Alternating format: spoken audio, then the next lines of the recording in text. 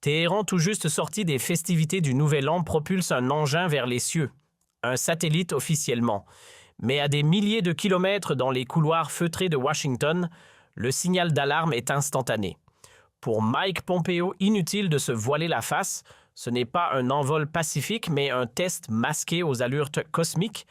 À peine la poussière retombée sur le pas de tir, le secrétaire d'État désigne l'Iran à la vindicte mondiale. Derrière les discours scientifiques, il n'y verrait qu'un rideau de fumée.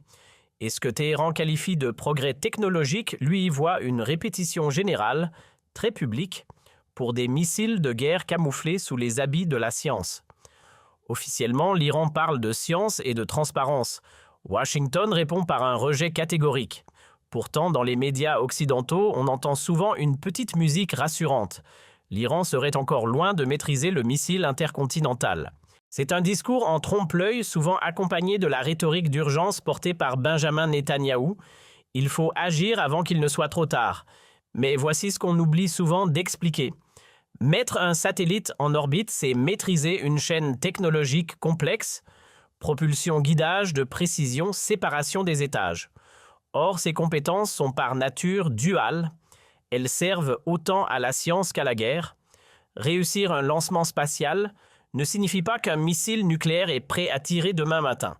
Mais cela prouve une chose, l'Iran franchit un à un les seuils technologiques que les grandes puissances surveillent comme le lait sur le feu.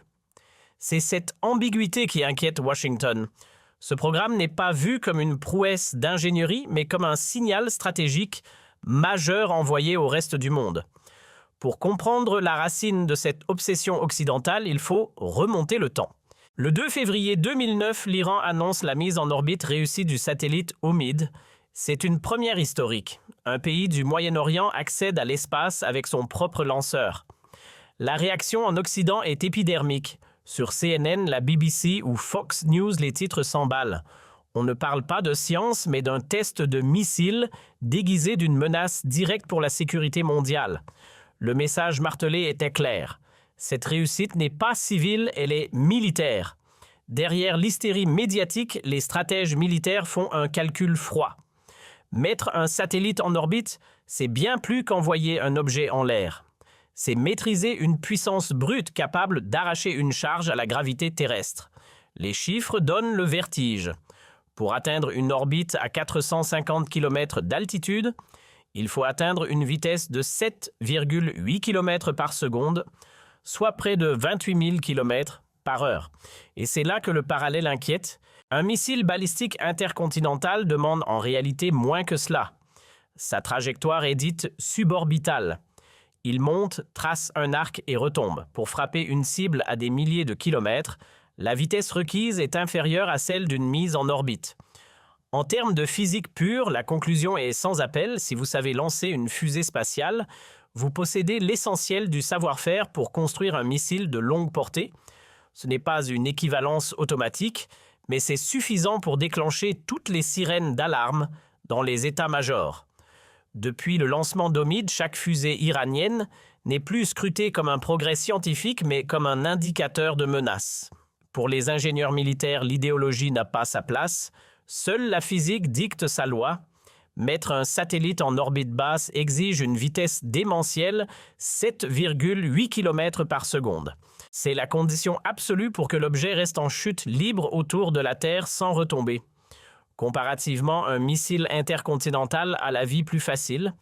Sa trajectoire est suborbitale.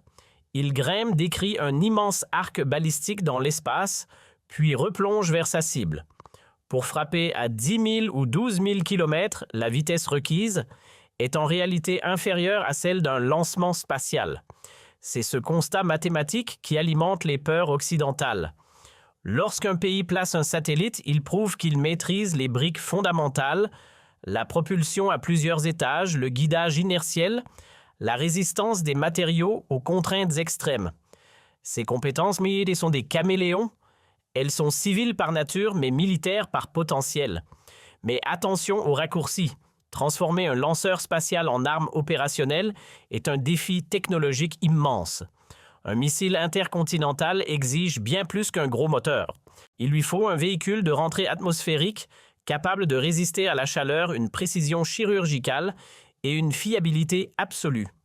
C'est cette nuance capitale que les discours politiques omettent souvent. Entre une démonstration technologique et une arme de guerre prête à l'emploi, le fossé reste considérable.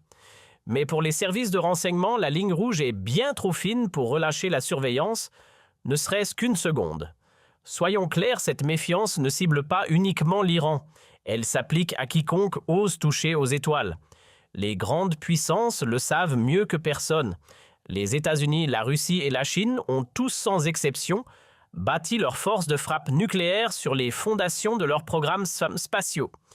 La différence entre l'exploration et la destruction ne réside pas dans la machine, mais dans sa trajectoire. Si le lanceur continue d'accélérer, il place un satellite en orbite. Si on le reprogramme pour une courbe balistique, il devient un missile mortel. C'est exactement pour cette raison que chaque décollage est analysé à travers le prisme militaire. Cette réalité explique aussi la surveillance accrue des programmes privés.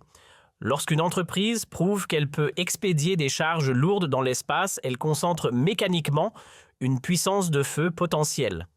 Ce n'est plus une question d'intention, mais de capacité pure. En accédant à l'espace, une nation entre automatiquement dans un cercle très fermé. Elle prouve qu'elle maîtrise des savoir-faire stratégiques longtemps réservés à une élite. Pour les alliés comme pour les ennemis, cette maîtrise change la donne. Elle impose le respect, mais aussi une méfiance éternelle. C'est précisément cette grille de lecture qui condamne le programme iranien aux yeux de l'Occident.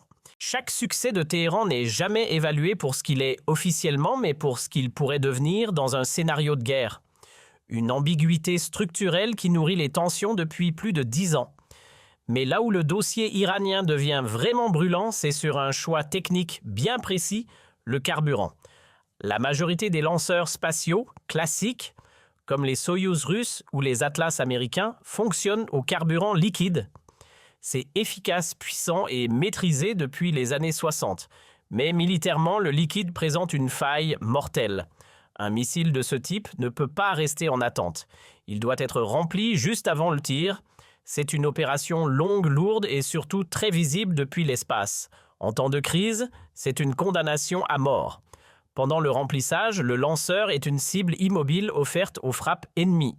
C'est pour cette raison que toutes les puissances nucléaires ont basculé leur arsenal stratégique vers le carburant solide.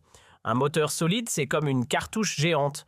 Le combustible est stocké à l'intérieur stable pendant des années, prêt à faire feu en quelques minutes sans aucune préparation.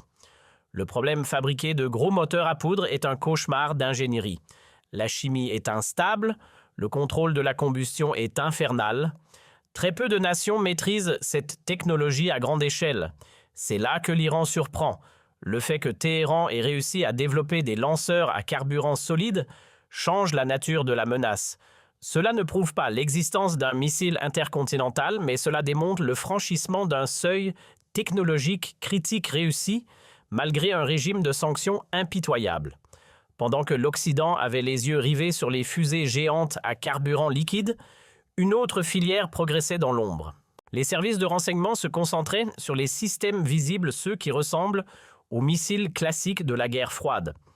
Mais cette obsession a créé un angle mort. En parallèle de son programme spatial officiel, l'Iran a misé sur des lanceurs à carburant solide, beaucoup plus compacts et surtout mobiles. Ces systèmes sont passés sous les radars des analystes pendant des années.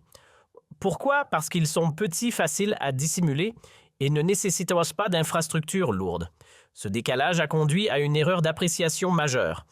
Là où l'on s'attendait à voir surgir des pas de tir fixes, vulnérables et immenses, l'Iran a déployé des unités mobiles capables de se fondre dans le paysage civil. Pour les stratèges militaires, c'est un changement total de paradigme. La menace ne vient plus de silos en béton repérables par satellite, mais de camions banalisés qui se déplacent sur le réseau routier. Cette évolution silencieuse inquiète les chancelleries bien plus que les grandes annonces télévisées. Elle révèle une stratégie méthodique pensée pour survivre aux frappes aériennes et rendre le renseignement adverse obsolète.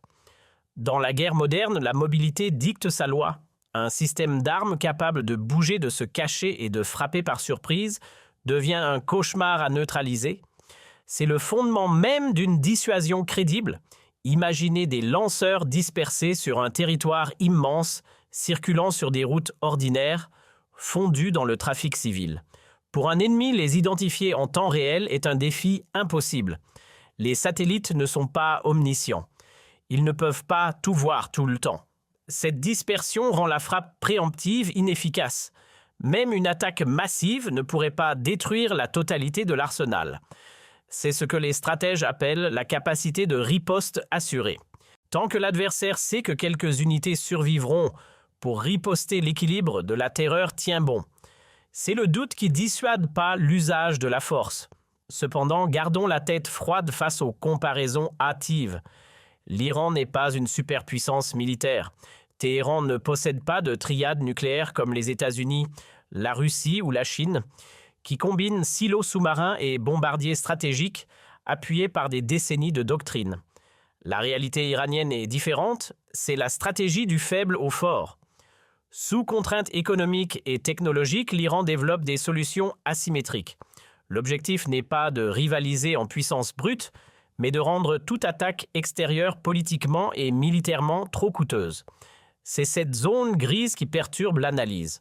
Le programme iranien n'est ni omnipotent ni inoffensif, il est juste assez avancé pour compliquer les calculs de Washington sans pour autant offrir une domination globale.